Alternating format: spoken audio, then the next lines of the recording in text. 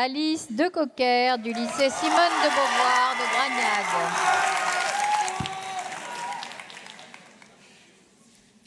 Laissez-moi vous peindre une terre préhistorique, un monde brut où règne un silence étrange, uniquement perturbé par des cris d'animaux sauvages.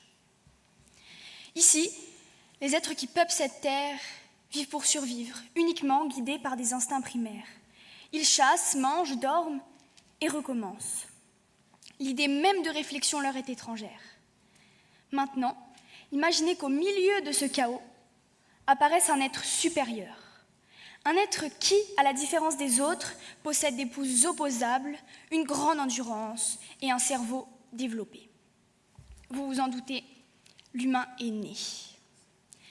Grâce à son intelligence, il crée des choses. Il crée des outils, des maisons, des armes, des routes, des machines, des villes, des voitures, des immeubles et même des fusées. Et maintenant, il ne s'arrête plus. Chaque avancée semble une victoire sur son environnement. Une victoire ou une destruction?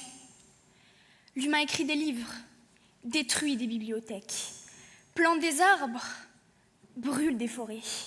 Il donne la vie, l'arrache aussitôt, fait des affaires, finit par la guerre. L'humanité est entrée dans un cercle vicieux qui l'entraîne à perdre plus qu'elle ne gagne.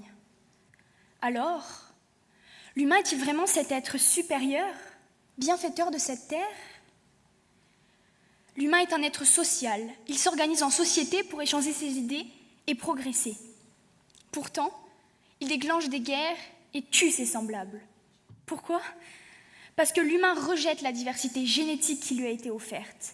Au lieu de se rassembler et de coopérer, les humains cherchent à créer des frontières physiques et immatérielles. Au lieu de partager leur culture, les humains cherchent à les opposer ou à les détruire. Oui, l'homme est inventif, mais à quel prix? Maladie, exécution, famine, torture, génocide. L'homme devient un bourreau. Mais pourquoi? Le philosophe Jean-Jacques Rousseau disait « L'homme est né bon, c'est la société qui le corrompt. Doit-on blâmer l'humain ou la société qui l'aliène? N'est-ce pas hypocrite de fonder des sociétés soi-disant civilisées, mais en fait construites sur des inégalités sociales, car c'est sous les gratte-ciels que naissent les bidonvilles. » D'ailleurs, George Orwell, dans La ferme des animaux, affirme que tous les animaux sont égaux, mais il y en a qui sont plus égaux que d'autres. Voilà l'hypocrisie. Une civilisation a-t-elle réellement besoin de riches et de pauvres pour exister, de dominants et de dominés? Jusqu'à présent, il semblerait que oui. Chaque système économique et politique repose sur un déséquilibre, un jeu de pouvoir et de privilèges.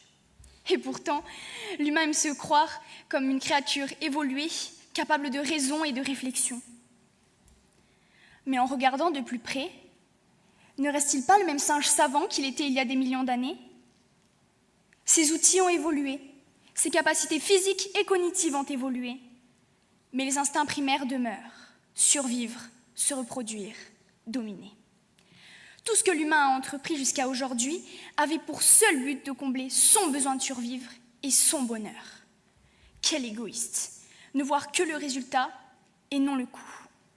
Derrière nos richesses, combien de souffrances, de sacrifices, de génocides ont été endurés? Si je m'adresse à vous aujourd'hui, c'est parce que les êtres humains ont cette faculté incroyable de se poser des questions et de pouvoir changer les choses. Oui, l'humanité a commis des erreurs, mais le processus n'est pas achevé. Il est encore temps de réagir. Maintiendrons-nous le cercle vicieux ou briserons-nous la roue? Nous avons encore le choix et c'est le moment de nous engager pour préserver nos identités, nos différences, notre nature, notre monde. Comme disait Aimé Césaire, c'est quoi une vie d'homme? C'est le combat de l'ombre et de la lumière, une lutte entre l'espoir et le désespoir.